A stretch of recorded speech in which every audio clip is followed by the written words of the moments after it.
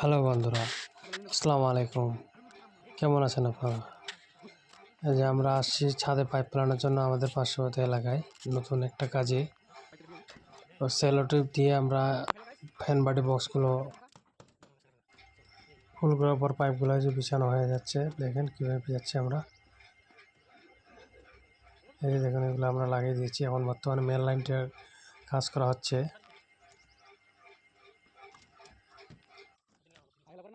আপনারা যে সকল নতুন বাড়ির ছাদের প্ল্যান করেছেন, আপনারা অবশ্যই এটা মাথায় রাখবেন যে ফ্যানের বাটিগুলো 4 ফিট, যে সাইডে বেডটা রাখা হবে ওই বেডের মিডল সেন্টারে যেন না হয়, একটু হালকা উপরের দিকে মাথার দিকে যেন বেডটা থাকে।